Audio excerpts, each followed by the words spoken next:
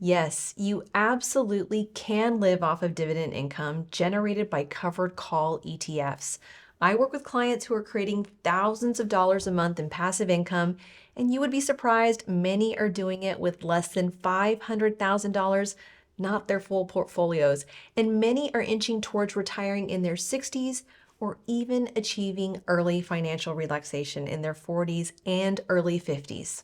Imagine a life where you have true financial freedom, no longer experiencing the pain points of working a job that you don't love or stressing about how to cover your bills. A life where money works for you, providing the income you need to live on your terms. And that's what passive income can unlock. Today, I'm going to show you that even if you have less than $1 million, with the right strategy, you can live off of this amount with substantial passive income. And by the end of this video, you're gonna know the exact dollar breakdown, example funds, and real data from our portfolio so that you can decide what's best for you and your financial plan.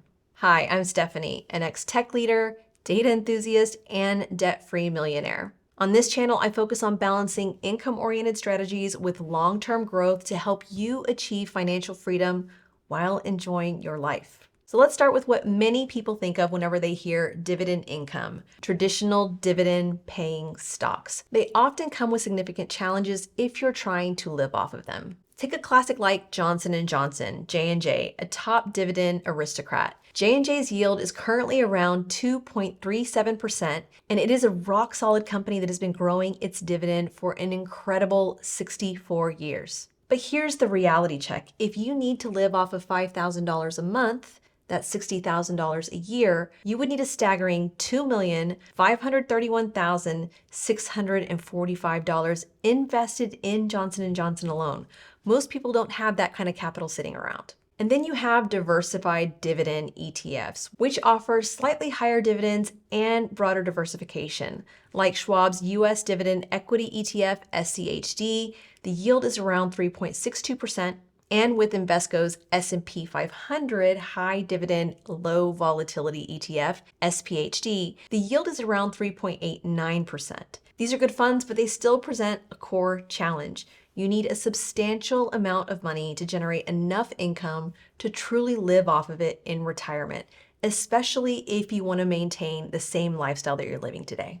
You might also look for individual stocks with higher dividends, perhaps in the 5 to 7% range. There are companies like Altria Group, MO, with a yield of 6.96%, Verizon Communications, VZ, with a yield of 6.95%, Pfizer Inc., with a yield of 6.74%. These offer higher dividends, but they often come with concentration risk, so you're not diversified enough compared to an overall ETF. The higher the yield might indicate higher risk or slower growth on your capital overall. Many also consider REITs for their higher yields. VICI Properties yields about 6.31%. Realty Income Incorporation, O, yields about 5.35%. And these are excellent for income, but let's also talk about the challenges. Even with the 7% yield, if you need $5,000 a month to live on, you still need to invest about $850,000 to generate that income overall. Many of these options, even high yield ones, pay you quarterly. So if you need consistent monthly distributions to cover your living expenses, this creates a cash flow problem. And this is the big one. REITs often pay out non-qualified distributions.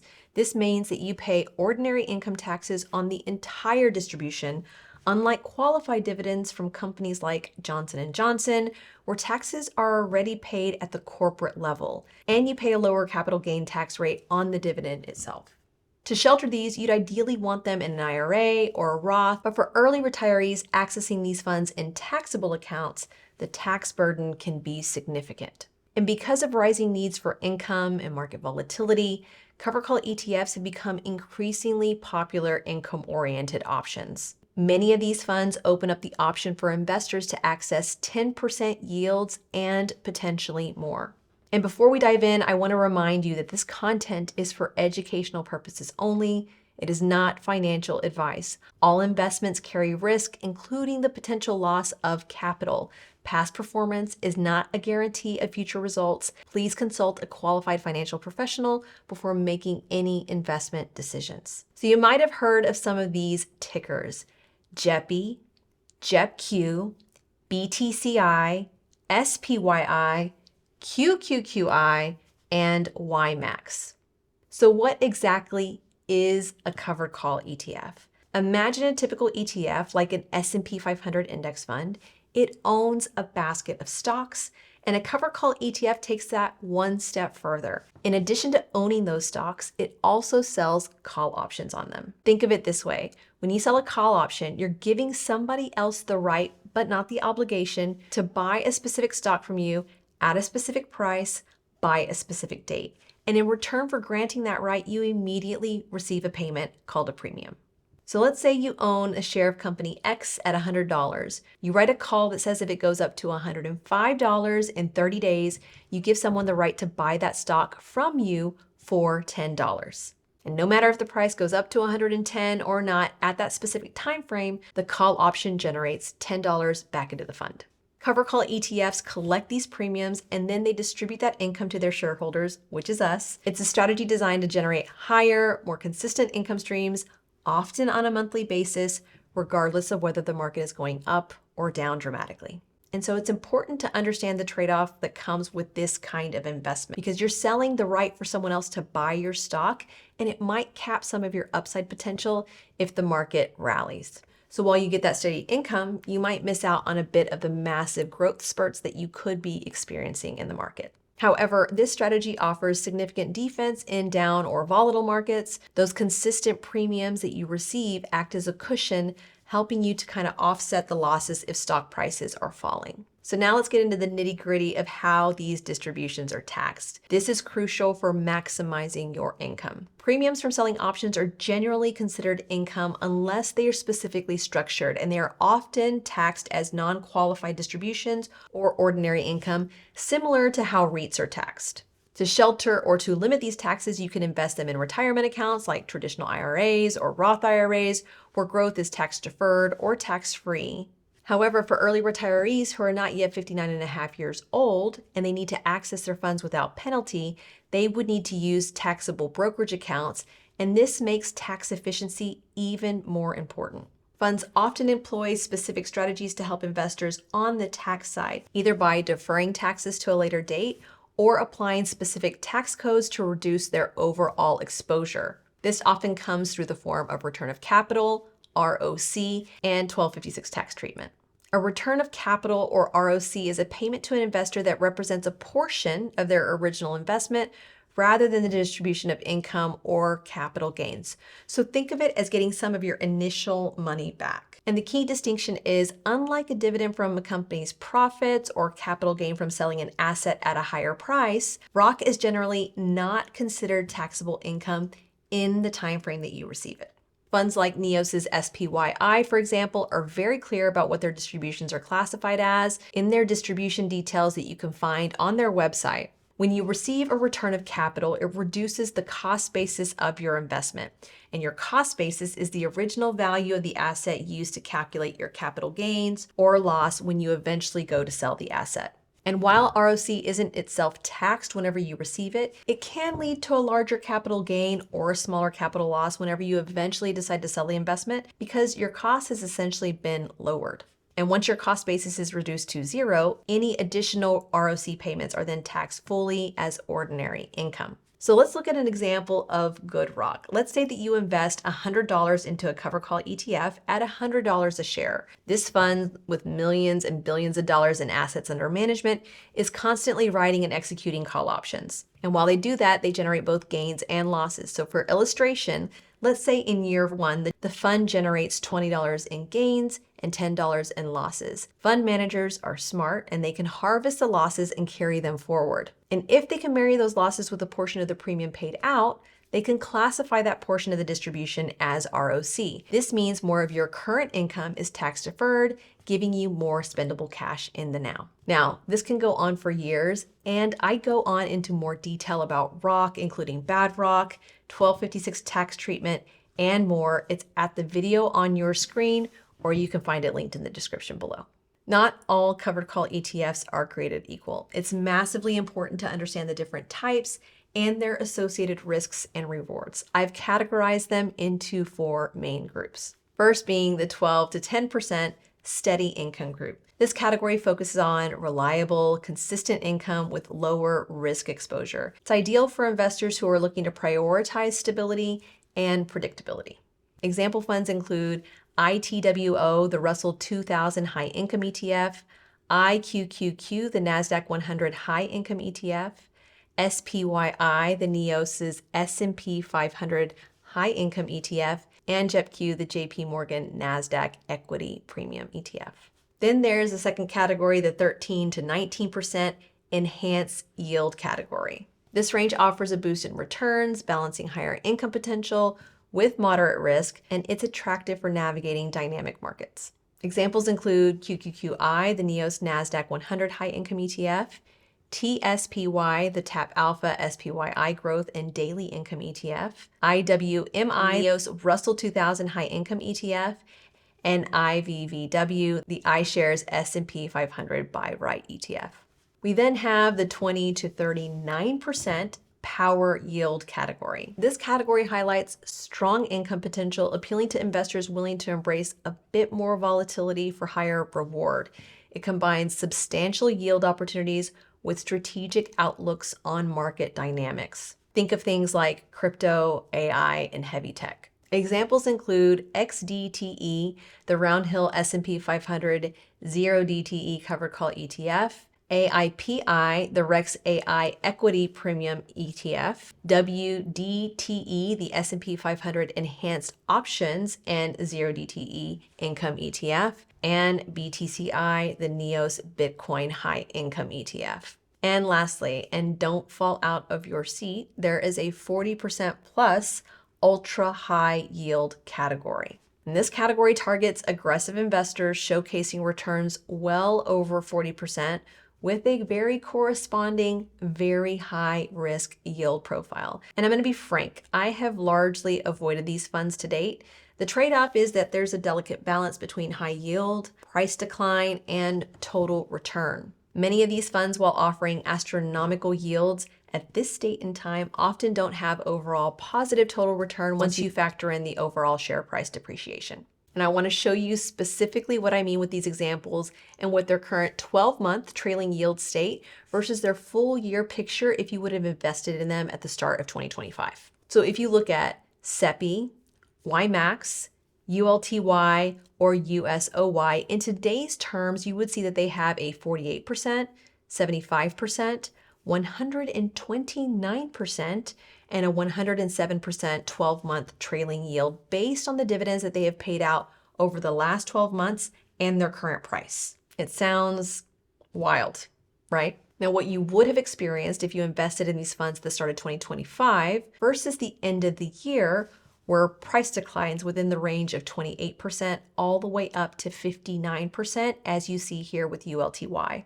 And if you looked at the yield on cost, or the yield for the year versus the original price that they were purchased at, then you would see that the yields are at a fraction of what today's current prospectus states. So if you invested $100,000 in each of these funds at the start of 2025, you'd have total returns of only 8% for SPYI, 4% total for YMAX, 1% for ULTY, and negative 6% for USOY. So with any ultra high yield fund, it is crucial to look beyond just the yield and really dig into the details of the total return, which is going to include all the distributions and the change in price. If the share price falls enough, it could negate or even exceed those high distributions, leaving you with less capital than you started off with. And by the way, if fine-tuning your investment strategy is your main priority in 2026, feel free to check out the link in the description below on how you can meet with me for private one-on-one coaching. We can deep dive into personalized discussions about investing, your retirement planning, specific funds, and more. And I don't want you to walk away. There's absolutely a place for covered call ETFs in some portfolios. They are great options for people who are about to hit retirement, need extra income now, they don't want to sell their principal, or they simply don't have millions of dollars to leverage the 4% rule or to generate income from standard dividends like we reviewed earlier in the video. And as someone who has been investing multi-six figures in covered call ETFs to supplement our income since 2022, I've seen my fair share of new launches, buy right strategies, tax implications, and more. So let's quickly review some key challenges and distinctions for going after higher yields with covered call ETFs. Many of these funds are relatively new, so they don't have decades of performance to analyze. You can see that funds get significantly younger as you move into the power and the ultra yield categories, and actively managed funds often have higher fees than passively managed index funds, which you'd expect are going to get higher as the yield expected increases. And like we discussed with the ultra yield category, NAV erosion can be a real thing. And this is whenever a fund pays out an astronomical dividend, but its share price steadily declines, causing a total return to tank. So when you look at income-oriented funds like covered call ETFs, it is really important that you look at total return, the combination of distributions, and the capital appreciation or depreciation. Is the income reliable month over month? Understand how the fund manages its buy right strategy, which is going to help you understand the potential for capping your upside overall, and compare the fund that you are considering to how it performs to the underlying index. Is it tracking versus the S&P 500 properly? Is it tracking against cryptocurrencies, specifically BTC or ETH properly, etc., etc.? This holistic view prevents you from chasing higher yield that may ultimately erode your capital overall. So now let's look at some real world examples of how someone can generate higher income with a portfolio of $500,000 or less using some of these covered call ETF strategies. And we're going to start off with a real one, our specific portfolio, which is designed to maximize income specifically with covered call ETFs alone. So with a total investment of just right under $380,000, here's how we have it allocated. We have QQQI at 39%, SPYI at 20%, JEPQ at 20%, and BTCI at 21%. And in 2026, this portfolio aims to deliver 16.82% annual income yield. That's generating right under $64,000, which translates to $5,324 per month. And keep in mind, for our own personal portfolio, we have also invested over $900,000 in broad-based index funds. This allows us to keep that core growth component growing for our longer-term goals, while these covered call ETFs generate income for our immediate needs today. Now, if you only have $500,000 all in and are looking to generate higher income while still balancing some growth and qualified dividends, here's a starting point to consider. This portfolio incorporates our core covered call ETFs, but at a lower mix, and it adds more traditional income and growth through incorporating SCHD at 10%. That's for the diversified high yield focus. Realty income at 10% mix for its dividend income via its exposure to real estate, and so that you have part of your portfolio focused on growth and emerging areas that could include things like AI. If you invest 10% of the mix in VOO, this rounds out this full portfolio. That's going to give you a balanced approach yielding about 11.55% annually. That is a little over $57,000 per year, generating $4,813 per month. And this is going to demonstrate how you can combine the power of high yield covered call ETFs with a more traditional dividend player approach and still giving you market growth funds for a more well-rounded strategy. Now you have more optionality here depending on your risk tolerance and your time horizon until you meet your goal. If you want to reduce your risk, you can completely take out things like cryptocurrency or real estate and you can replace them with short-term treasury options. And if you don't need to live off the income just yet and have a longer time horizon, you can shift into a more growth-oriented set of investments, reinvest those dividends, focus on the capital appreciation, and don't pay taxes on the income if you're not using it now. So to recap, achieving financial freedom by living off of dividend income is possible, even with less capital than you might think. Covered call ETFs offer a powerful tool for generating substantial monthly income, but it's also crucial to understand their mechanics, their tax implications, and the difference between yield and total return. If you found detailed breakdowns like today's video helpful, please like and subscribe to the channel for more insights on balancing income-oriented strategies with long-term growth. And to dive deeper, check out my video on covered call ETF taxes right here, or explore my full covered call ETF playlist for more detailed strategies. And as always, I hope today's video gave you more food for thought on how to give yourself permission to be wealthy.